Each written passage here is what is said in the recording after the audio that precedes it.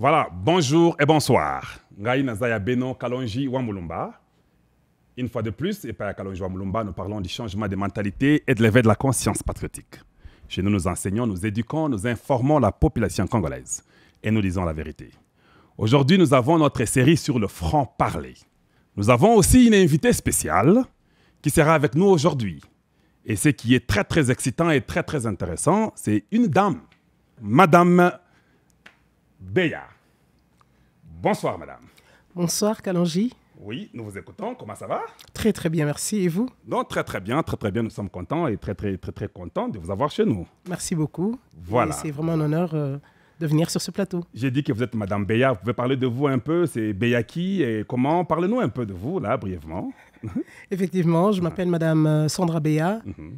Je suis épouse de Daniel Beya et j'ai 3 enfants, Faïda, Djelani et Djoua.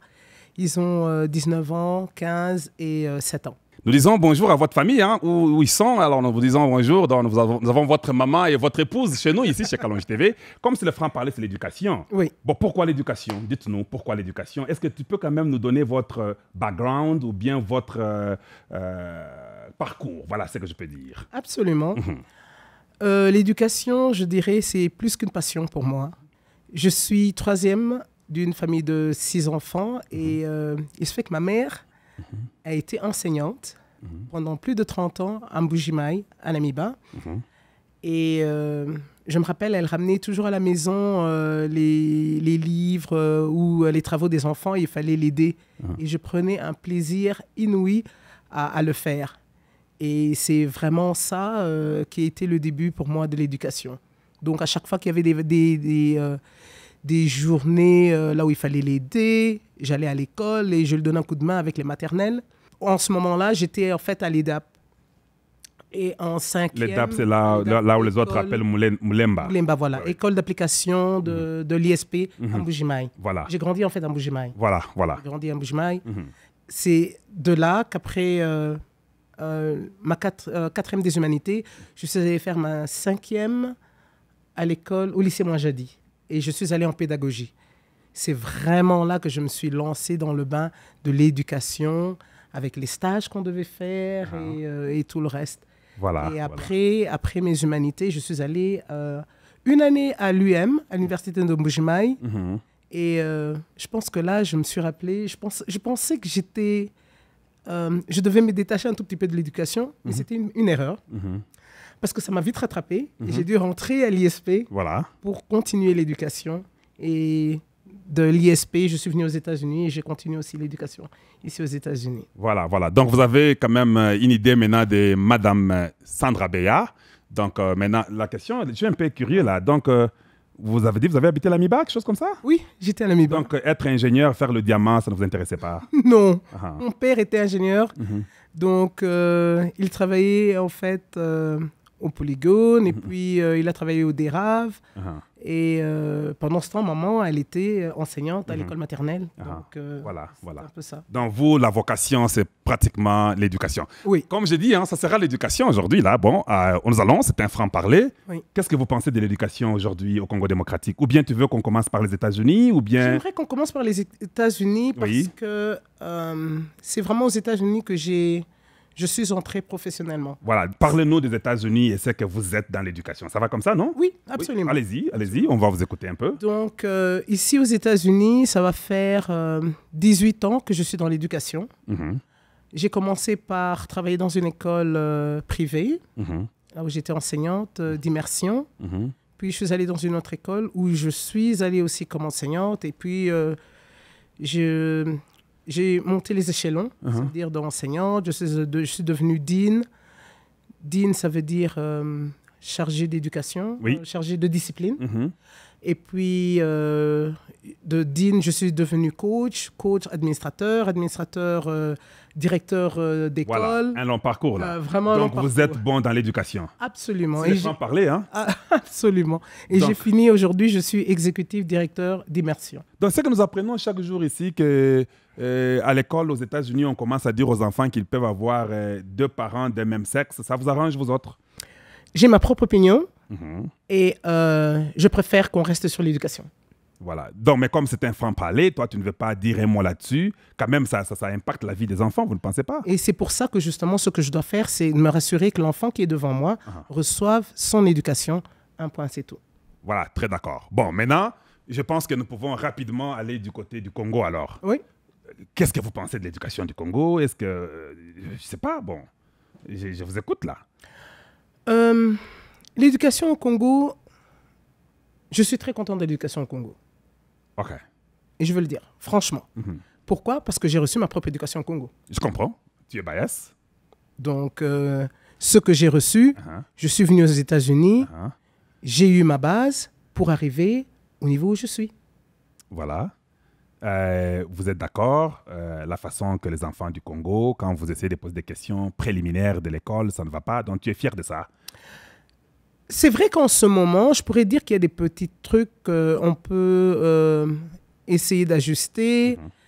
Je vous dirais qu'il y a peut-être des réformes. Ça fait bien longtemps qu'on a fait des réformes dans l'éducation. Donc, l'éducation évolue. Donc, ce ne serait pas une mauvaise idée de pouvoir justement faire des réformes dans l'éducation. Est-ce que vous aidez? Vous aidez au Congo sur l'éducation du Congo ou pas? Oui. Oui, j'aide. Ça va faire 14 ans que j'ai ouvert ma propre organisation, une organisation non gouvernementale. Vous savez, je suis parmi ceux qui, il y a 14 ans, qui aimaient bien critiquer. Oui. C'est un franc-parler. Donc, je crois que je peux le dire. Ah, donc tu ne critiques plus? Non, je ne critique plus et je vais le dire pourquoi. Tu quittes tout ce que les gens racontent. Non. Je veux exactement dire que je suis parmi ceux qui se mettaient debout, qui disaient, mais le gouvernement, il est là, il ne fait rien. Et il y a ces enfants qui sont là, qui veulent aller à l'école et on ne fait rien. J'ai dû changer ma façon de voir. Oui. Il y a 14 ans, je me suis dit, eh bien, c'est assez. Je vais arrêter de critiquer, je vais le faire moi-même. Et c'est pour ça que je me suis levée et j'ai ouvert ma propre organisation non gouvernementale pour aider les filles à Mbujimaï. Et je le fais exactement à Mouadjadi. Donc tu l'as fait là où tu as étudié? Là où j'ai étudié. À Mouadjadi. Oui. Donc cela veut dire que tu es en train de me dire dans ce franc-parler des Kalonji TV que moi, je ne peux pas critiquer, il faut que je fasse aussi quelque chose comme exactement. toi. Je pense que donc, si tout le monde le fait... pouvait faire une organisation, finalement, qui... Pas seulement une organisation, si tout le monde pouvait se lever et aider là où il a étudié, je vous jure que le Congo serait encore mieux que ce qu'il est maintenant. Mais alors, où sera le travail ou bien le rôle du gouvernement si nous tous nous devons... Parce que c'est où? Mouadjadi? C'est à Mouadjadi. Donc vous aidez. Qu'est-ce que vous faites en fait? Vous aidez en quoi? Comment? Voilà. Donc en fait, ce que je fais, c'est que je paye le Minerval pour les filles qui sont aux humanités. Et ce qui se fait, c'est que quand elles finissent les humanités, il y en a plusieurs qui me demandent après d'aller à l'université. Et comme je ne le fais pas seul, il y a des Américains ici qui ont voulu nous ils ont voulu nous aider. Et la plupart, quand on rentre, on va parler avec eux et on dit, il y a votre fille qui est au Congo, qui est à Mbujimaï, qui a envie d'aller à l'université. Et ils acceptent, ils vont avec eux jusqu'à l'université. J'ai des filles qui ont fini, j'ai des médecins, j'ai celles qui ont fini en relations internationales, j'ai celles qui ont fini, qui sont infirmières, des nutritionnistes. C'est un peu ça qu'on fait.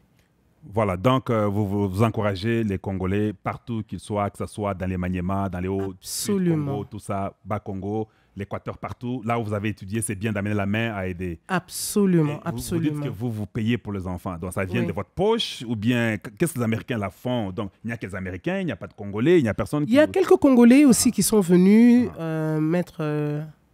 ils sont venus appuyer cette initiative, ce qui est fantastique. Et en fait, ce qu'ils font, c'est qu'ils donnent les fonds pour qu'on se rassure que ces enfants ou ces filles vont vraiment à l'école du 4 septembre jusqu'à la fin de l'année. Elles ne soient jamais chassées de l'école. Voilà. Oui. Gratuité. Oui. Vous pensez que le président Tshisekedi avait raison de faire qu'il y ait gratuité quand on n'a pas l'argent, quand il n'y a pas les écoles, quand il n'y a pas de salles de classe et que tous les enfants de la rue, qu'on les ramasse, qu'on les jette dans l'école parce que tout le monde doit étudier? Vous pensez que c'était une bonne idée? Très bonne idée. Vous savez, la gratuité, il faut d'abord qu'on comprenne qu'est-ce qu'elle veut dire, la gratuité. Parce que... Gratuité, c'est moi, je comprends que l'enfant va à l'école gratuitement, c'est ce que je comprends. Justement, il faudrait bien qu'on fasse attention, qu'il y ait une nuance là-dessus. Parce que l'enfant ne va pas effectivement gratuitement. Il y a quelqu'un qui paye. C'est le contribuable qui paye. Voilà. Donc, ce n'est pas gratuit, en fait. Ce n'est pas gratuit. C'est vrai que les parents, avant, ils donnaient de l'argent pour payer. Mais ici, il y a quelqu'un d'autre qui donne. C'est le contribuable. Là, je suis très d'accord. Donc, vous pensez qu'il n'y a pas de gratuité, en fait? Non, la gratuité est là, mais c'est quelqu'un d'autre qui a pris cette responsabilité-là. De payer. Voilà. Et c'est pour ça qu'il faut qu'on fasse attention et qu'on se rassure de bien comprendre ce qu'elle veut dire, cette gratuité. Vous savez, cette gratuité, elle est ici aux États-Unis. C'est le contribuable qui est en train de payer. Voilà. OK. Et dans ce même ordre d'idée, c'est pour ça qu'il est important de savoir combien un enfant congolais coûte à l'État. Parce qu'il y a quelqu'un qui paye. L'État paye. Donc, on doit savoir combien un enfant congolais doit coûter ou bien vaut à l'État. Absolument. Et c'est de là qu'on peut évaluer l'éducation que vous donnez aux enfants. Exactement. Exactement. Parce que c'est comme ici aux États-Unis, on a le contribuable qui paye pour ses enfants et on sait exactement combien un enfant coûte à l'école ou au gouvernement. On le sait. Mais alors, qu'est-ce que vous dites de ce que les gens disent que Tony Mwaba a impacté beaucoup les privés?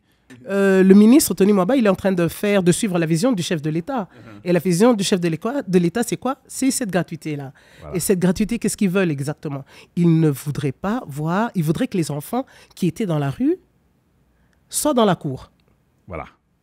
Aujourd'hui, ces enfants sont dans la cour. De la cour, on aimerait bien que ces enfants soient dans des salles de classe. C'est pour ça qu'il y a toutes ces infrastructures et tout. On est en train d'ajouter des salles de classe. On est en train d'améliorer justement ces classes ou ces constructions pour que ces enfants soient dans ces salles de classe. Mais le problème est ceci. Si vous dites qu'on a enlevé ce pouvoir-là aux parents de donner l'argent et que c'est l'État qui va donner l'argent, pourquoi l'État ne peut pas concevoir un programme, savoir ce qu'il va apprendre aux enfants, savoir former les enseignants pour que les enfants aient vraiment le maximum de l'argent de l'État? Mais si vous dites seulement la gratuité, les enseignants ne connaissent rien, ils ne savent même pas faire une dictée, les enseignants sont aussi pas formés. La gratuité, c'est un jeu ou bien c'est quelque chose qui doit être mûri pour être donné aux gens? Qu'est-ce que vous en pensez? J'ai commencé par dire que j'ai eu ma base au Congo. Voilà. Ça veut dire qu'elle était déjà là. Il y a des réformes à faire. La vision du chef de l'État, c'était d'abord de retirer les enfants de la rue et les mettre dans la cour, comme je le disais. Donc, après avoir mis les enfants dans la cour, je pense personnellement qu'il serait temps de former les enseignants. C'est vrai qu'il faut qu'on forme ces enseignants. Chaque vacances, et même ici aux États-Unis, quand les enfants vont en vacances, on forme les profs. Il est super important de former les profs parce que ces enfants ont droit à cette éducation comme tout enfant partout au monde. C'est ce que nous voyons ici. Donc, tu veux dire, au Congo, nos professeurs, nos enseignants, quand c'est les vacances, ils s'en vont faire le diamant? Je suis dans un site de profs. Je vois, ils font certaines formations, mais ce ne sont pas tous les profs. Et encore une fois, ce groupe d'enseignants, il regorge beaucoup de profs du Congo, mais je ne saurais pas dire si à Lubumbashi, ils le font aussi, à Mbujima, ils le font, à Kananga, ils le font. Mais c'est quelque chose que le gouvernement, justement, devrait mettre en place pour se rassurer que chaque fois que les enfants sont en vacances, eh bien, il y a un programme de formation qu'on met sur place et ces profs sont formés. Donc, vous êtes d'accord qu'il faut former les enseignants? Je suis tout à fait d'accord. Vous avez même suggéré que les Congolais doivent aller aider là où ils ont grandi ou y étudier. Oui. Mais je vous ai vu dans un truc là de Dikembe Mutombo au Kasaï. Vous êtes aussi impliqué? C'est comment? Exactement. Je suis impliqué dans l'école de Mutombo Dikembe. Et en fait, j'ai toute la conception de l'école. C'est moi qui ai travaillé là-dessus. Donc, vous avez travaillé là-dessus? Oui. La conception de l'école? Oui. Et vos enseignants maintenant, dites-nous d'abord, est-ce que Baza peut former ou bien Baza formé Bazu Kandenge? Est-ce qu'ils ont une école privée d'abord? Ils ont une école à l'État? Ils ont à Mutombo? Ils ont des nini? C'est une école privée. C'est une école privée. Voilà. Et en ce qui concerne la formation, je pourrais vous dire qu'avec la technologie, on parvient à faire des formations, moi ici aux États-Unis et eux de l'autre côté, et ils me suivent sur les écrans. Mais vous avez un programme différent où les enseignants sont aussi formés? Nous avons un programme où les enseignants sont formés, effectivement, et on ajoute aussi un tout petit peu à gauche et à droite. Voilà, voilà.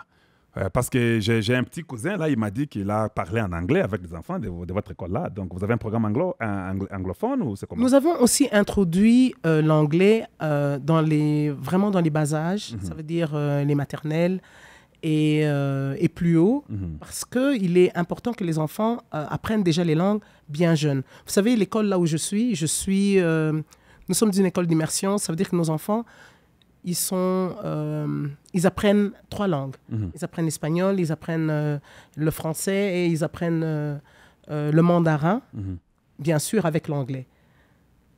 Enfin, je ne dirais pas que les enfants viennent directement apprendre toutes ces 3 langues-là. Non, les parents viennent, ils choisissent une langue, ils ont l'option, mais ce sera avec l'anglais. Okay. Donc, c'est exactement ce qu'on fait à Mbuji-Mayi. Les enfants apprennent l'anglais avec le français. Donc, le français, c'est une base que nos enfants doivent avoir. Mais moi, j'ai seulement un problème avec ça. Lequel? Parce qu'ils devaient avoir une 4e langue qui était le Tchoulouba, tu ne penses pas? Mais si, ils ont le Tchoulouba aussi. C'est dans le programme national. Et c'est pour ça que je dis qu'on n'est pas loin du programme national. On garde le programme national, mais nous ajoutons juste un tout petit peu. Ok, voilà. Donc, si vous avez l'idée sur l'éducation, donc si on ajoute les Tchoulouba au Kasaï, donc à l'Équateur, il y a les Lingala.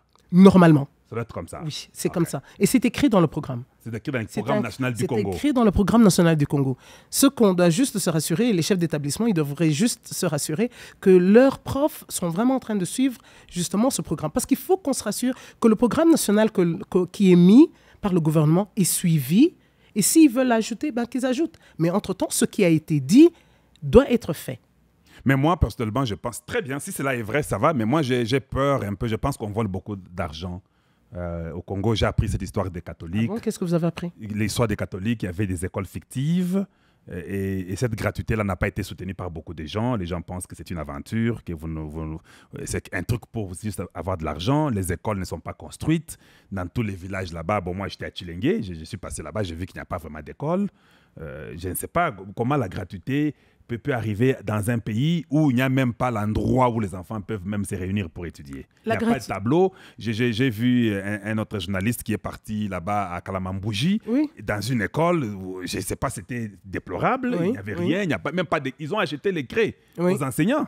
Mais la gratuité est basée sur quoi? La gratuité est basée sur le parler. Mais la gratuité, ça ne veut pas dire aujourd'hui je prends de l'eau, je mets de l'eau dans le verre et ça y est, c'est fait, la gratuité est faite. Attendez, le pays, le Congo, il est immense. Donc, il y a tellement de choses qu'il faut faire pour que cette gratuité, qu'elle soit totale, pour qu'on arrive au niveau auquel on est aujourd'hui aux États-Unis. C'est pour ça que j'ai mentionné qu'un enfant, il est important de savoir un enfant coûte combien. C'est pour ça que j'insiste là-dessus. Il est vraiment important de savoir un enfant congolais coûte combien au gouvernement et qu'à partir de là, on peut multiplier et voir exactement ça coûte combien au gouvernement. Parce que vous savez, c'est vrai qu'on a le système de faire redoubler les enfants. Je vais prendre un exemple.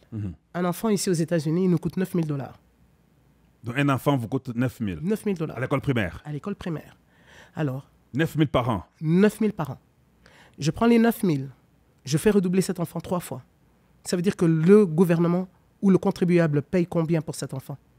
C'est 27 000 $. 27 000 $. Cet enfant est toujours en première année. Donc, c'est comme ça qu'on devrait en fait réfléchir pour essayer de voir où est-ce qu'on est en train d'aller avec l'éducation de nos enfants. As-tu déjà mené cela auprès des autorités dans les domaines d'éducation au Congo pour donner ces idées-là? Parce que chez nous, nous avons le système où les enfants échouent. Hein? Les enfants échouent, ils reprennent. Effectivement, nous sommes en train de travailler là-dessus. Et je suis très, très impliquée dans l'éducation au Congo, justement aussi avec... comme je disais, avec mon organisation, avec l'école de Dikembe, on est vraiment en train de tout faire pour que on réalise en fait que l'enfant coûte énormément à l'État congolais. Et l'enfant a droit à cette éducation. C'est un droit que cet enfant a. Vous savez, les États-Unis aujourd'hui, quand ils ont mis cette gratuité, je vais vous dire pourquoi. Parce que les États-Unis ne veulent pas, et en fait, les pays occidentaux, ils voudraient absolument rayer l'analphabétisation. Ils voudraient se rassurer que tout citoyen américain ou du monde occidental sache lire et écrire. Ce qu'il veut faire après la 6e des humanités, c'est son problème. Mais avant, qu'il sache lire, écrire calculé. C'est ça le minimum. Et c'est ça qu'en fait, je suppose que le président essaye d'amener comme vision pour l'éducation au Congo. J'ai causé avec des jeunes gens du Katanga. Oui. Ils disent Kalonji TV, nous voulons que vous puissiez nous aider. Nos enfants sont partis à l'école. Ils n'ont jamais eu les bulletins. On les proclame, mais il n'y a pas de bulletins. Et vous devriez être au courant de ça. Non. Oui, au Katanga, je dis bien, j'ai causé avec les enfants sur Kalonji TV. Il y a des jeunes gens qui m'ont appelé, qui m'ont dit, nos enfants sont partis, je pense que c'est à Kalemi, ils sont partis à l'école, ça fait 3-4 ans qu'ils n'ont pas les bulletins qui prouvent qu'ils ont étudié là-bas. Et ils sont allés voir les autorités. Il n'y a pas. L'école n'a jamais donné des... Je l'ai dit, chez Kalonji, des fois, nous ne donnons pas l'information juste pour le buzz. Ce sont des informations qui sont vérifiables. Il n'y a pas de bulletin. Mais il n'y a pas de bulletin. Vous avez, en tant que parent, vous avez le droit de vous lever et d'aller voir le directeur de l'école et dire « Je voudrais avoir un bulletin parce que mon enfant n'est pas seulement censé rester dans votre école. Il devrait aller ailleurs. Quand il devra aller ailleurs, qu'est-ce que je vais montrer? Comment je vais prouver que cet enfant a réellement étudié ?» Mais maintenant, comment vous allez implémenter votre programme de gratuité où les enfants n'ont même pas les papiers après avoir étudié? Vous appuyez le gouvernement Tshisekedi pour dire la gratuité elle est bonne. Ça fait 2 ans peut-être la gratuité, c'est 2 ou 2 ans et demi? Ça va faire 2 ans et demi, je crois. Oui, quelque chose comme ça. Oui. Mais comment il n'y a pas de... Il n'y a même pas un papier qui prouve que l'enfant a étudié? Écoutez, mais je voudrais me rassurer de quelque chose. Voilà. Ce n'est pas que je suis en train d'appuyer le gouvernement du président, mais je voudrais me rassurer que vous compreniez mieux la gratuité. Vous savez, c'est tout un processus qu'il faudrait mettre en place. Ce que le président a fait, c'est qu'il a juste appliqué ce qu'il y a dans la Constitution. La gratuité est dans la Constitution. Donc, il a juste fait appliquer. Et tout vient justement avec toute une procédure. Donc, dans les bulletins, parlons des bulletins. Vous savez, on n'est pas obligé d'avoir des bulletins absolument sur papier. Non, on devrait justement digitaliser. Il y a la numérisation que le président, il a justement parlé de ça. Donc, on peut prendre ces bulletins-là, on peut les mettre dans le numérique et se passer d'une école vers une autre et que les écoles reçoivent justement les bulletins. Mais là, vous avez très bien parlé. Je suis très d'accord avec vous pour la digitalisation parce que c'est comme moi, j'ai donné mes diplômes universitaires d'ici pour le truc de la députation nationale. On a refusé, on a dit que non, mais il n'y a pas de preuves, on ne sait pas comment traduire. J'ai dit non, mais vous pouvez entrer dans votre système pour vérifier si j'ai étudié. Mais ils n'avaient pas un système pour aller vérifier mon diplôme. Et il fallait beaucoup d'acrobatie pour ça. Exactement. Donc c'est pour ça qu'il faudrait qu'on pense vraiment à numériser ou à digitaliser toutes les données que nous avons. Et puis, d'abord, avant même d'y arriver, une autre question. Dites-moi d'abord, les 2 ans de gratuité, ça produit quoi? Comment on les ressent? On ne peut pas les ressentir, donc il n'y a rien à dire là. Il y a toujours beaucoup de colonnes en route. Là, je ne vois pas, je ne sais pas ce que ça fait. Je vois des enfants, des petits-enfants en route à Kinshasa, partout, dans les Kasaï, au Katanga, dans l'Équateur. Les enfants, ils ne sont pas à l'école. Mais est-ce qu'il faut forcer les enfants? Qu'est-ce qu'il faut faire? Il faut d'abord qu'on réalise. Il faut d'abord qu'on réalise que ces enfants doivent aller à l'école. C'est pour ça que j'ai insisté sur le fait que c'est pour pouvoir... On essaye vraiment de diminuer l'analphabétisation. Il faut que le parent lui-même comprenne d'abord pourquoi est-ce que son enfant devrait aller à l'école. Qu'est-ce qu'il va recevoir à l'école? Quand on aura compris ça, on aura plus d'enfants qui seront à l'école. Avec ça, justement, le président il est en train de construire les bâtiments. Justement, mettez ces enfants, qu'ils aillent, qu'on se mette dans une position où on a beaucoup d'enfants dans des classes. OK, à partir de là, qu'est-ce qu'on devrait faire? Donc là, j'irai à la question que vous m'avez posée. Ce que personnellement, je pense, c'est qu'il serait temps maintenant de pouvoir former nos professeurs. Voilà. Faire des réformes. Chaque professeur, vous savez, ici aux États-Unis, mes profs ils ont, on appelle ça un training, un professional development, chaque semaine. Chaque semaine? Chaque semaine. On entraîne les enseignants? On entraîne les enseignants. On entraîne les enseignants parce que les enfants, je vais aller encore un peu plus profondément sur ce sujet. Kalonji, les enfants, quand ils viennent, ils ne viennent pas de la même manière. Les enfants n'apprennent pas de la même manière. Il y a des enfants qui seront forts en maths et pas du tout en français. Il y aura des enfants qui seront forts en musique et pas du tout en art. Mais ça ne veut pas dire que cet enfant n'a pas droit à l'éducation. Mais justement, on devrait arriver à former ces profs pour qu'ils parviennent à détecter cela et aider l'enfant à arriver à son objectif, aider l'enfant à arriver à son potentiel. Et pour ça, il faut que les profs soient formés pour qu'on arrive à ça. Voilà, voilà.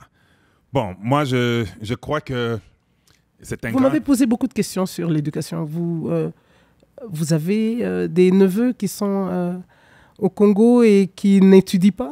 Non, bon, on a des neveux qui n'étudient pas, il y a des neveux qui étudient, mais il y a les neveux qui payent pour étudier. On nous dit qu'il y a la gratuité, mais des fois, on se rend compte qu'il n'y a pas vraiment la gratuité. Mais c'est la gratuité au niveau primaire ou au niveau des humanités? Non, moi, je parle les tout en général. Moi, je ne suis pas expert en éducation, mais je trouve seulement que l'éducation, c'est comme si ce n'est pas très bien contrôlé. Je t'ai parlé des diplômes, je t'ai parlé des bulletins, je t'ai parlé des enfants qui sont tous dans la rue aujourd'hui. Donc, j'ai des petits cousins qui n'étudient pas, j'ai des petits cousins qui étudient.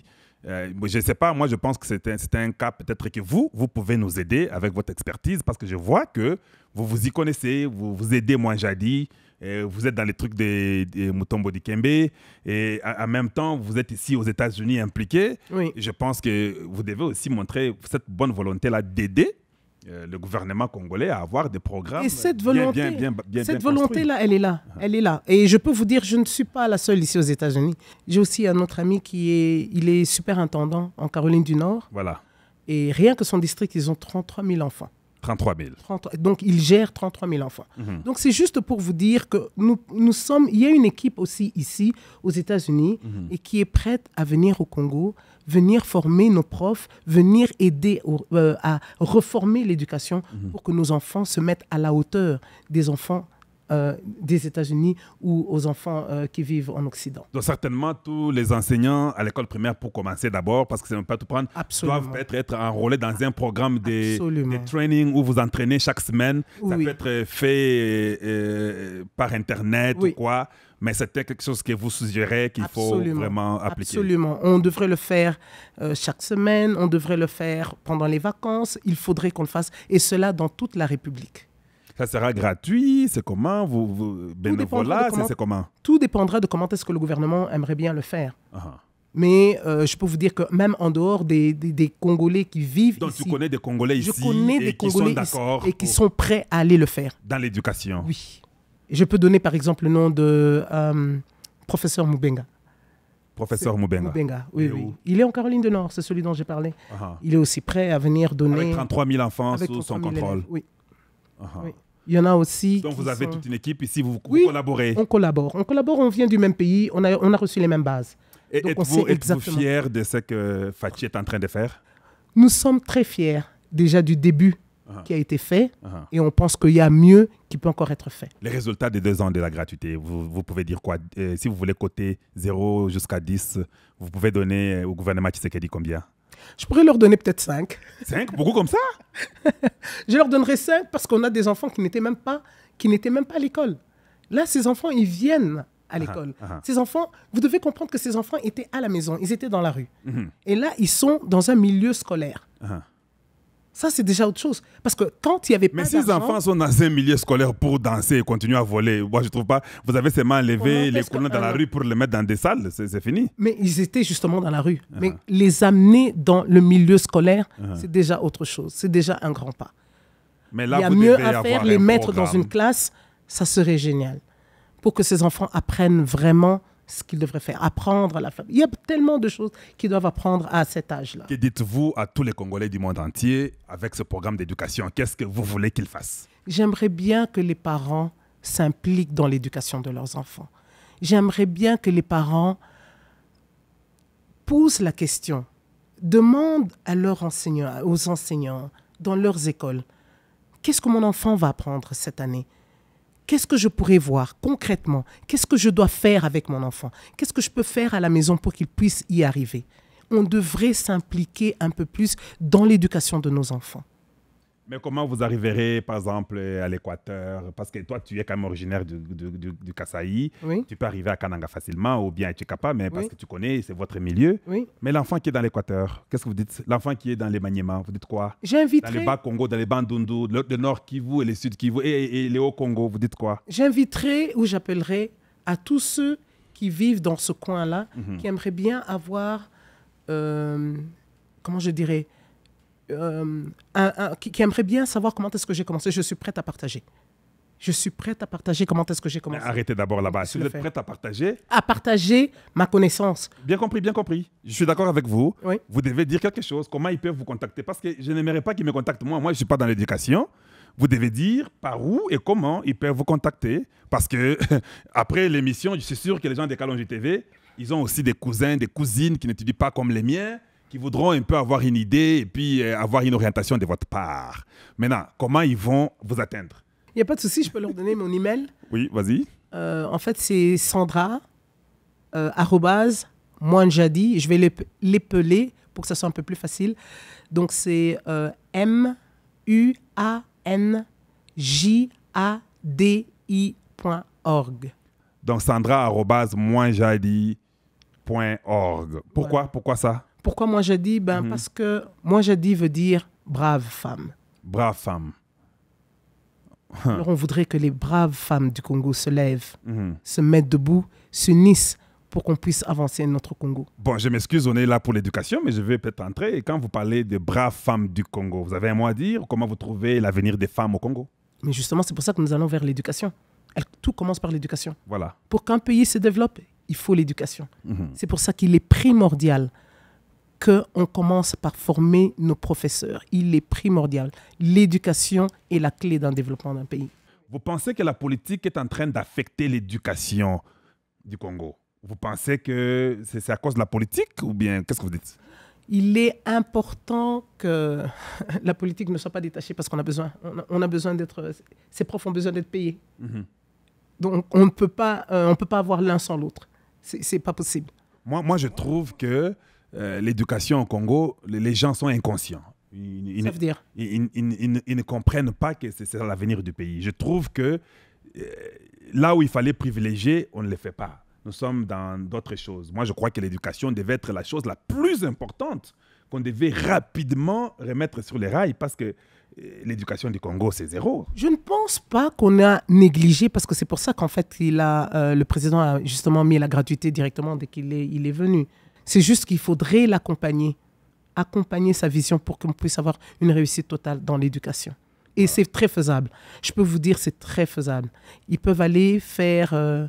vous pouvez aller faire des recherches sur l'histoire du Singapour et vous allez voir. Mais soyons un peu quand même francs avec nous-mêmes. Est-ce que vous avez une idée, un projet dans votre tête pour voir Tony Mwaba, voir le gouvernement Samalo Kondé, pour que vous essayiez d'impliquer, de changer cette éducation-là chez nous? Je trouve que l'éducation chez nous est seulement vraiment loin du vrai. Je pourrais dire que je suis prête avec les autres Congolais, comme je disais, qui sont ici, ici avec nous aux États-Unis. Oui. Nous serons prêts à venir pour élaborer des réformes. Parce que des réformes, il faut qu'il y ait des réformes. Ça, je sais, mais est-ce que vous êtes déjà en contact? Est-ce que vous initiez nous sommes ça? en contact. Nous sommes en contact. Vous initiez ça? Tout le temps, on parle tout le temps de l'éducation. Et on est tout le temps en train de comparer, on est en train de voir qu'est-ce qu'on peut faire, comment est-ce qu'on pourrait améliorer avec la formation des professeurs et tout. Comme vous avez dit, vous avez parlé justement de Chilenge. Vous avez dit que vous êtes allé là-bas et vous n'avez pas vu d'école. Justement en parlant de ça. J'ai cru entendre que vous êtes... vous voulez postuler pour la députation, qu'est-ce que vous allez amener pour l'éducation à Chilenge? Mais certainement, c'est une bonne question. Nous pensons que c'est l'éducation qui fait une nation. Mais vous devez nous donner l'idée, combien d'enfants congolais va coûter? Nous, notre travail, c'est de parler pour que ce budget-là soit exécuté. Parce que moi, ce n'est pas mon fort, l'éducation, comme votre domaine. Je sais qu'il faut étudier, qu'il faut être éduqué. Moi, en tant que futur député, si les enfants de Chilenge disent que nous sommes d'accord que Kalonjaz à la Mutunabiso. Moi, c'est plaider au gouvernement pour qu'il y ait un budget. Maintenant, est-ce que tu peux nous donner une idée? Combien un enfant va coûter? Parce qu'aux États-Unis, la moyenne peut être, je ne sais pas, entre 9 000 ou 7 000 ou 10 000 ou 12 000, parce que les États se diffèrent. Il y a une moyenne. Bon, maintenant, au Congo, c'est vous qui devez nous éclairer, nous les députés, pour dire un enfant devrait coûter autant. Je ne pourrais pas vous dire exactement un enfant coûte combien il peut coûter parce qu'il y a beaucoup de paramètres. Comme je vous ai dit ici... Combien il faut mettre pour investir dans un enfant, si c'est ça le terme qu'on devait dire. C'est pratiquement la même chose parce qu'un enfant, quand on parle de l'éducation d'un enfant, l'idéal serait que cet enfant parvienne qu'il ait le matériel scolaire, Ça veut dire livres, cahiers. J'ai insisté là-dessus. Il faut que les enfants aient des livres. Il faut que les enfants parviennent à avoir des livres aussi à lire. Tout ça, ça fait partie d'un budget. Il faut qu'une école ait une bibliothèque. Comment est-ce qu'on peut expecter avoir des enfants qui parviendront à lire pendant qu'il n'y a pas de bibliothèque, pendant qu'il n'y a pas de livres à l'école? Et il faut aussi payer bien les enseignants aussi. Exactement. Il faut aussi bien payer les enseignants. Il faut aussi les former. Il faut les former. Il faut de la maintenance. Il faut que ça soit propre dans les écoles. Il faut qu'il y ait des bâtiments. Il faut que l'enfant se sente confortable là où il est en train d'étudier. Regardez, je vais vous donner un exemple. Quand vous allez travailler, un tout petit exemple. Quand vous allez travailler, vous allez dans votre bureau. Est-ce que ça ne vous fait pas plaisir d'entrer dans un bureau là où vous avez une table, une chaise, tout est bien mis? Ça fait plaisir. Bien sûr. Et justement, votre rendement va jouer là-dessus. Et c'est comme un enfant. C'est exactement comme un enfant. Son rendement sera aussi très bon si il est vraiment confortable dans son milieu. Bien compris. Ben c'est ça, ce que je dis. Moi, en tant que candidat député, mon rôle sera qu'on puisse investir dans un enfant ou l'enfant de Tchilenge, premièrement, parce que c'est là où je suis comme représentant. Mais maintenant, vous devez nous aider, comme vous avez des contacts. Mais vous devez venir vers nous parce que vous n'êtes jamais venu vers nous. Mais voilà, je suis là. Vous êtes chez Mais non, mais je ne veux pas le faire. GTV. Mais dites-nous d'abord, parce que j'ai une question de curiosité là. Oui. Chez Mutombo Dikembe ou bien à Mouanjadi, un enfant coûte combien là-bas? Je ne vais pas vous le dire ici à la télé. Bien compris. Je peux vous dire... La politique déjà qui commence. Je peux vous dire qu'il y a bien de choses qui entrent en compte. En compte. Oui. Bon, chez Mutombo, là, est-ce Chez que Mutombo, vous avez le transport? On a le transport. Il y a à manger aux enfants? Les enfants mangent. Il y a les livres et vous avez une bibliothèque? On a des livres. On a des livres en ligne. Vous avez des livres en ligne? Nous avons des livres en ligne. Et ils ont aussi des livres pour écrire des manuels scolaires. Vous avez des programmes, vous payez bien les enseignants là-bas? Oui, nous payons aussi nos enseignants, oui. Mais vous ne pensez pas que... J'étais en train de regarder une vidéo qui circule sur les médias. Oui. Et cette vidéo-là, on est en train de montrer l'enfant africain noir et les enfants chinois et les enfants américains. On dit les enfants américains vont dans la Lune, ils sont en train d'être éduqués. Les enfants chinois font des missiles, tout ça qu'on sort. Oui. Mais les enfants africains noirs dansent. Ça me fait mal. Mais vous savez, pour que ces enfants arrivent sur la Lune, nos enfants aussi congolais veulent arriver sur la Lune. Vous savez, nos enfants congolais sont très intelligents. Je vais vous donner un exemple. Ici, par exemple, dans mon école à moi, les enfants viennent apprendre une autre langue. Nous, nos enfants viennent de la maison directement avec une autre langue.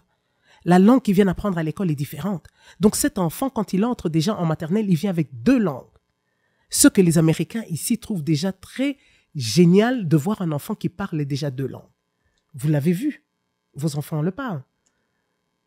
Les recherches ont démontré qu'en apprenant une autre langue, on parvient à pousser l'enfant à penser, à réfléchir encore 2 fois plus vite. Mais alors, si nos enfants congolais réfléchissent déjà comme ça à la maison, est-ce que vous pouvez vous imaginer avec une éducation, avec les réformes qu'on peut faire, les profs formés, est-ce que vous pouvez vous imaginer où est-ce qu'un enfant congolais peut être? Mais moi, une des choses que je n'aime pas, là où je suis contre, c'est le programme belge dans notre programme congolais. Bon, je suis peut-être biased parce que j'ai fait mes études universitaires ici aux États-Unis. Oui. Mais moi, les programmes belges, je ne trouve pas qu'ils bénéficient, les enfants congolais. Je trouve que c'est un programme qui est ancien, qu'il faut changer parce que les enfants reprennent les classes et je ne comprends rien. Est-ce que vous soutenez ça? Vous soutenez les programmes belges? Justement, ce sont des réformes comme ça qu'on devrait faire.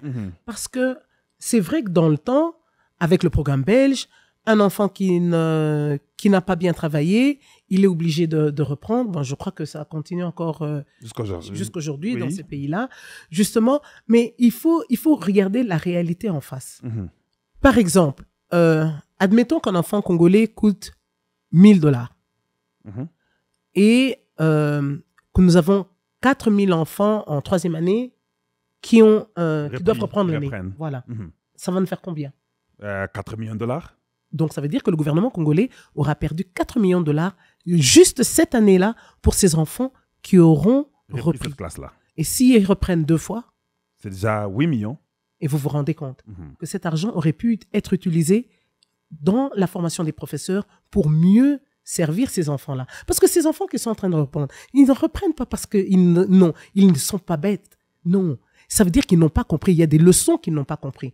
Or, on aurait enseigné, on aurait formé les professeurs à donner cours différemment à ces enfants pour qu'ils le comprennent autrement. On n'apprend pas de la même manière. Ces enfants ont besoin d'apprendre d'une autre manière. Et c'est ça, c'est cette formation-là dont on a besoin pour que ces profs puissent aller dans la classe et se rassurer que ces enfants comprennent pour passer de classe. Bien compris. Mais là, je comprends qu'il y a beaucoup d'argent que nous perdons parce que si nous prenons les 4 millions pour une seule classe que les enfants reprennent, admettons, il y a 6 années de l'école primaire, si vous faites x6, c'est déjà pratiquement, je dirais, si c'est 4 millions par an, 24 millions que vous perdez par an. Vous vous rendez compte? Et si vous les faites 2, 3, 4, 5 fois, vous apprenez des millions et des millions de dollars que vous perdez. C'est là qu'on a besoin justement de vous, à la députation, que vous puissiez regarder tout ça. Nous avons besoin de vous pour que nos enfants... Attendez, c'est une autre génération qu'on est en train d'amener. Mettons cette génération-là au même niveau que les autres. Encouragez-vous aussi, parce que nous faisons les francs-parler en français. Oui. Est-ce que vous encouragez que ce soit aussi en Tchoulouba, en Swahili, en Kikongo, en Lingala? Parce que ce que je dis avec vous ici, peut-être tous ces enfants-là ne comprennent pas. Absolument. Encouragez-vous nos langues. Mais j'encourage les langues à 100%. À 100%. Moi, j'aimerais bien d'ailleurs que même pour l'art dans les écoles, au lieu d'apprendre seulement les dessins, eh bien qu'on apprenne par exemple comment faire des nattes, comment faire des sacs en raffia. Où est-ce qu'on va apprendre ça? Je vais vous dire, moi j'ai étudié au Congo et je n'ai même pas appris ça. J'aurais voulu apprendre ça. Mais voilà, j'ai terminé, j'ai quitté le Congo et je ne sais pas le faire. Et pourtant, chez nous, au Kasaï, on le fait. Vous vous rendez compte? Qu'on aille avec le concret de ce que nous avons chez nous pour former nos enfants et faire des citoyens de demain pour notre société à nous. Mais de toute façon, je suis d'accord avec vous en général, mais ce sont des choses qui restent à être implémentées. Absolument. Chez nous, au Congo, les gens parlent beaucoup. Oui. Et j'ai seulement peur que ça ne sera pas fait selon votre désir, mais c'est ça ma volonté. Tout ce qu'on peut faire, c'est de proposer. On est en train de proposer ce qu'on est en train de voir. Moi, j'ai vu comment est-ce que ça se fait ici. J'ai essayé d'implémenter certains sujets, certaines formations dans l'école de Mutombo Dikembe. J'ai vu le fruit de ça. Il est très faisable de le faire au Congo. Il est très faisable. J'ai pu converser avec des enfants au Congo, en Mbujimai, en anglais. Class 7 by 5 equal question mark. 3 plus 7 I keep the same denominator. 3 plus 7 equals 10. Franchement, leur deuxième année. Attendez, ces enfants, vous allez me dire que ces enfants, ils étaient déjà dans un milieu anglophone? Mais non. Une petite question pour vous. J'ai remarqué d'abord une chose dans notre franc-parler aujourd'hui. Oui. Mais moi, ça a été un peu difficile. Pourquoi? Parce que j'ai compris que quand j'ai affaire à une dame, c'est différent avec les hommes. J'ai vu que vous étiez un peu réservé. Vous ne m'avez pas posé, moi, beaucoup de questions. Bon, voilà, ça arrive. Hein. Les francs-parler sera très différent. Vous aurez les francs-parler. Mais j'en ai, j'en ai des questions. Oui, j'ai quand même une question. Je suis quand même curieuse de savoir comment est-ce que vous allez vous y prendre, étant donné que vous êtes ici. M'y prendre à propos de quoi? De la campagne? La campagne, du travail que vous allez faire. Admettons que vous gagnez. Comment est-ce que vous allez vous y prendre parce que vous êtes ici? Ouais, non. Quand je gagne, je suis à Chilenge. De toute façon, quand il y a tout ce qu'il faut, je serai là. Moi, ça, c'est mon plan à moi. Je prévois avoir trois bureaux. J'aurai un bureau à Chilenge, j'aurai un bureau à Mbujimai et j'aurai un bureau à Kinshasa. Je vais les faire professionnellement pour écouter les voix de tout le monde parce que, je représente la nation. Donc, j'aurai un bureau à Kinshasa. Il y aura une adresse fixe et un bureau où tout le monde peut venir pour nous donner l'air de l'alliance. Au Kasaï oriental, je serai aussi en Mbujimai. Mais beaucoup de gens m'ont aussi demandé que j'aie un bureau aussi à Chikapa et à Kananga. Bon, ce n'est pas un problème. Mais j'aurai aussi un bureau à Chilenge pour être à mesure de prendre toutes les doléances des personnes. Donc, je serai sur place. Nous aurons des gens qui seront engagés pour travailler, avoir toutes les doléances des Congolais à tous les niveaux possibles. Et puis, des deux, c'est travailler pour le peuple. Donc, nous viendrons après, vous les experts. Donc, si je suis député et que je dois parler de l'éducation, certainement que je viendrai vers vous. Je n'aurai pas de choix. Je vous chercherai vous, je chercherai votre équipe. On va travailler ensemble sur les réformes que je vais présenter à l'Assemblée. Et je viendrai d'abord avec vous pour m'aider. Alors, quand j'arrive à l'Assemblée, je suis en mesure de dire à l'Assemblée, voilà, avec les experts qui sont dans l'éducation, ce qu'ils ont proposé et ce que nous devrions faire. Donc ça, je le ferai. OK. Et la campagne, vous allez le faire comment? La campagne, la même chose. Et comme je dis, quand mon nom est confirmé, donc la date butoir, c'est le 9 septembre. C'est de la prière que nous avons. Mais si on n'est pas confirmé, on continue toujours à lutter, même à partir des médias ou autre chose. Mais si nous sommes confirmés, à septembre, certainement que les jours qui viendront, je serai obligé d'aller sur terrain pour vivre avec les enfants des Tshilenge, parce que je ne veux pas être un député des gens, je ne sais même pas ce qu'ils ont comme souffrance. Je n'aimerais pas être à Kinshasa ou aux États-Unis. Je pars là-bas seulement pour la campagne 2 jours et fuir. Je vais rester à Tshilenge. Je serai là matin, midi, soir et la nuit. Ceux qui construisent les maisons, je construirai les maisons avec eux. Ceux qui sont en train de travailler, je ne sais pas où, dans les champs, j'irai au champ avec eux pour que je comprenne leurs problèmes et leurs soucis. Voilà ce que je ferai pour ma campagne. C'est ça mon souci, de vivre un peu avec eux, sentir leurs besoins pour qu'ils soient en mesure de répondre effectivement. Je ferai les émissions comme ici aux États-Unis, mais je les ferai à partir de Tshilenge. Donc nous aurons nos émissions. Il y aura la projection des émissions dans des grands centres de Tshilenge. On va projeter nos émissions et nous allons commencer très bientôt. Parce que moi, ce n'est pas seulement la députation. Moi, j'ai besoin d'éveiller le peuple et commencer aussi à éveiller aussi mon peuple d'où je suis sorti, d'où mes parents sont sortis, mon village. Je dois aussi les aider avec le peu que je connais. Et si vous ne passez pas? Si je ne passe pas, j'encouragerai, je dirais merci à ceux qui m'ont fait confiance, Oui. mais ce n'est pas la fin du combat, le combat continue. Je vais reconnaître ceux qui ont gagné, nous allons leur dire évoluer, travailler pour un grand Congo et je continuerai à faire mes émissions pour éveiller les gens.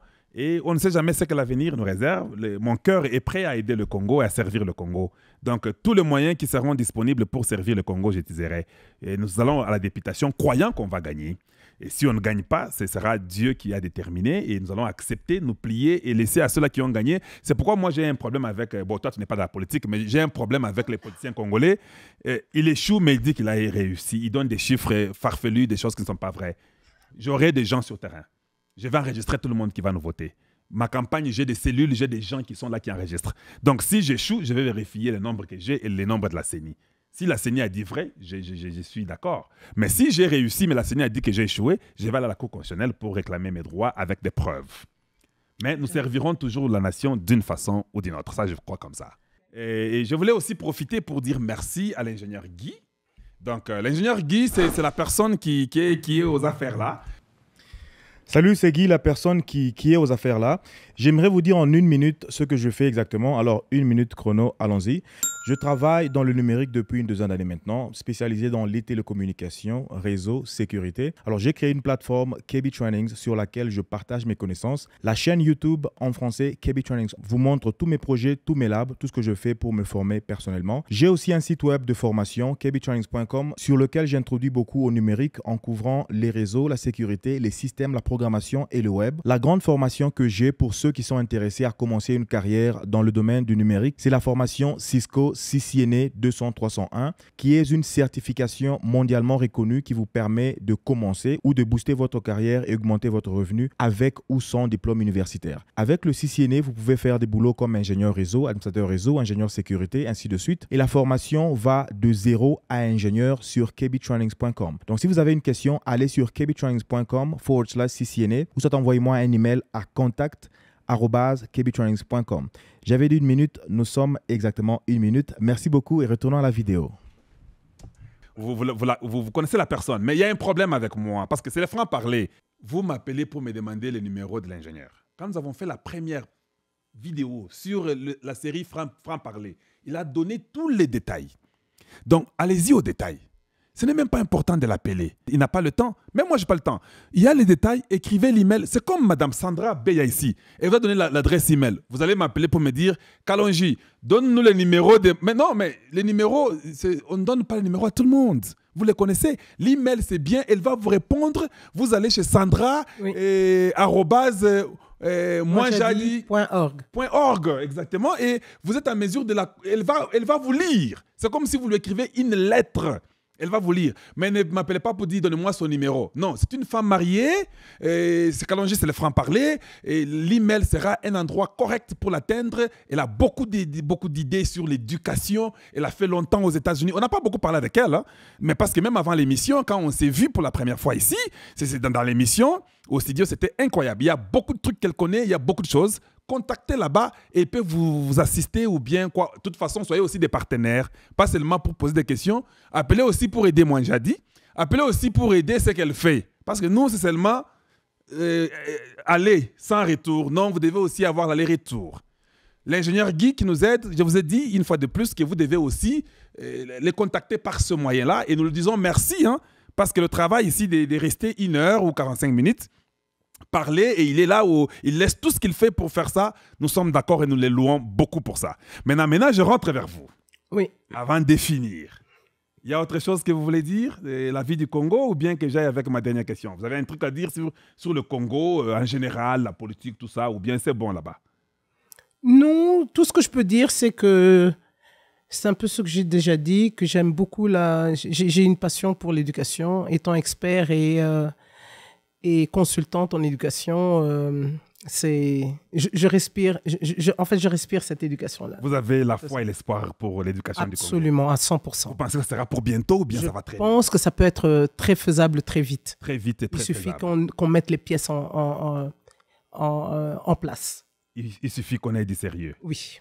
Vous ne pensez pas que ces histoires-là marchent ensemble avec la politique, tout ça, parce que mais la politique aide justement à pouvoir mettre certaines pièces sur une même ligne pour que nous puissions bien parvenir à boulonner toutes ces pièces-là ensemble. Voilà. Et on a un résultat. Oui, parce que chez nous au Congo, vous savez, vous avez parlé sur les budgets, tout ça, l'argent peut être volé, hein, et la justice peut ne rien faire. Hein.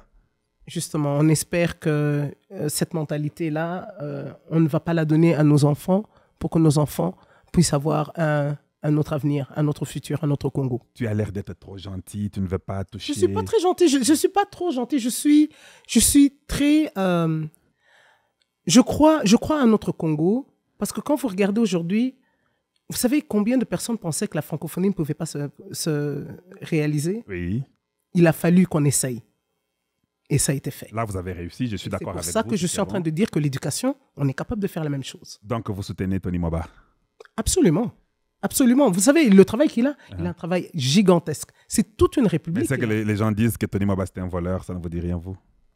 Vous savez, Tony Mwaba, tout le monde qualifie toujours les autres d'une manière ou d'une autre. Donc moi, ma prière, c'est ça que vous dites là, avec votre expertise des États-Unis, vous amenez ça au Congo, on sort les budgets, oui. Fatou sort les budgets et puis Tony Mwaba vole. Non, enfin, je n'espère pas parce que je pense qu'il a envie que ses enfants deviennent des vrais citoyens. Ou bien c'est les ministres des Finances qui ne vous financent pas et finalement vous n'avez pas l'argent et les programmes tombent. Je pense que le ministre des Finances, il a besoin de savoir exactement c'est quel budget qu'il devrait faire sortir. Voilà. C'est pour ça qu'il faut qu'on travaille d'abord dessus. Voilà. Et dans l'infrastructure, c'est lié à l'éducation, c'est l'éducation qui les fait ou bien c'est... Les deux sont attachés. Les deux sont attachés parce que ce n'est pas possible d'étudier ou d'avoir des classes en dessous d'un arbre. C'est pas possible. J'ai vu ça à Kananga, là-bas au fond, à la route qui va à Kanamambouji, les enfants étaient sous l'arbre. Non, c'est pas possible. À l'Équateur, on m'a dit c'est grave, les enfants étudient derrière un terrain comme ça. En fait, ils n'étudient pas. Ils n'étudient pas, en fait. C'est la danse, en fait, au Congo. Je peux vous dire clairement que ces enfants n'étudient pas. Voilà. Il faut avoir une classe, il faut qu'ils soient assis en train de regarder devant avec une table pour pouvoir écrire. Sinon, c'est pas possible. En quoi vous êtes fiers du Congo aujourd'hui? Nous parlons d'éducation ici. Hein. Je dis en quoi vous êtes fiers. Vous avez parlé de la francophonie. Là, moi, je vous donne tous les points. Hein. Vous avez réussi, c'était bien. Je suis fier de ce que vous avez fait. En quoi je suis fier? Je vais vous dire, je rentrerai sur... l'école de Mutombo Dikembe, voir les enfants de première, deuxième année me parler en anglais, bon. J'en suis fier. Mais pas en Chiluba, mais en anglais, c'est bon. Mais non, enfin, ils peuvent me parler aussi en Chiluba. Mais voir une langue qui n'est pas parlée dans le milieu dans lequel ils sont en train de grandir, attendez, c'est pas donné à tout le monde. Voilà. Parce que je peux vous dire qu'il y a bien d'adultes qui ne parlent même pas cette langue-là. Voilà. Donc, j'ai fait ceci parce qu'avec une dame, souvent, c'est différent. J'ai essayé de poser beaucoup de questions pour voir un peu ce qu'elle pense dire à nos téléspectateurs. Nous sommes pratiquement à la fin de notre émission, mais j'ai une question pour vous avant de finir, non? Avant que je pose une question? Oui, bien sûr. Bon, j'aimerais quand même savoir votre point de vue. Non, il n'y a pas de souci. Voilà, c'est Kalonji TV chez nous ici. Les questions que les autres pouvaient poser, moi, je les fais. Oui. D'accord. Bon, une question. Et puis, c'est le franc-parler. Prochainement, on va demander des questions. Si vous voulez qu'elle rentre, commentez, dites qu'elle rentre. Et si vous avez des questions à poser, posez. Elle va vous lire là au bas de l'écran. Dites tout ce que vous avez comme idée et questions et tout ça. Et puis, assistez aussi, pas seulement demander. Une question maintenant pour vous. Oui. Là, vous allez regarder droit dans la caméra. Oui. Donc, moi, j'ai presque fini. Maintenant, je vous laisse la parole. J'ai une question pour vous. OK. Ça arrive que vous êtes devant le président Tshisekedi. Vous avez l'occasion d'être devant le président Tshisekedi. OK. Et si vous aviez quelque chose à lui dire à propos de l'éducation, OK. qu'allez-vous dire? Je pense Là, que... vous regardez le président là-bas. OK, je regarde Monsieur le Président. Voilà. Ce que je pourrais dire, c'est que, premièrement, je vais vous remercier très sincèrement d'avoir mis en application la gratuité qui est dans la Constitution. Pour ça, coup de chapeau, on a au moins un enfant, je sais qu'il y en a plus, mais on a au moins un enfant qui était dans la rue, qui est aujourd'hui dans la salle de classe. Voilà. Donc, pour ça, merci infiniment. Et la deuxième chose que je dirais, c'est il faudrait qu'on parvienne à arriver à déterminer le coût d'un enfant congolais. Parce que sur base de ça, on pourra faire un budget pour les réformes et pour aussi la formation des professeurs. Le curriculum que nous avons pour ici au Congo, il date de la colonisation. Donc, il y a beaucoup de choses qu'il faudrait absolument revoir. Et pour pouvoir revoir ça, il nous faut un budget. Dans le système d'éducation que nous avons, c'est que dès qu'on termine la pédagogie aux humanités, on peut déjà donner cours en première année, on peut déjà être prof de deuxième année, de troisième année. On va aller avec. Ça serait mieux de faire un tout petit peu plus haut, mais encore une fois, parce que la plupart des profs, ce sont justement des D6. Qu'est-ce qu'on pourra faire? Alors, qu'est-ce qu'on peut faire pour que ces enfants-là puissent bénéficier? Parce que ce sont ces profs-là qu'ils ont pour le moment dans les classes. Eh bien, c'est la formation. Donc, il est important de former ces profs, de remettre tous ces profs qui sont maintenant dans les salles de classe dans des formations continues pour pouvoir élever les niveaux d'éducation que nous avons au Congo. Voilà ce que je dirais. Voilà, très content, à partir de Kalonji TV, vous étiez en mesure de parler au président de la République, son Excellence le président Félix-Antoine Tshisekedi Tshilombo. Nous sommes à la fin de notre émission. Vos commentaires seront les bienvenus. Une fois de plus, nous vous disons bonjour chez nous et bonsoir chez nous. Merci beaucoup. Merci, Madame Sandra Beya. C'était très bien. Merci beaucoup, M. Que Kalonji. les gens donneront des commentaires sur votre émission et je crois que vous êtes la bienvenue prochainement pour nous instruire. Absolument. Ouais, voilà. Absolument. Voilà. Je serai ravi de revenir. Dites au revoir aux gens. Au revoir. Au revoir.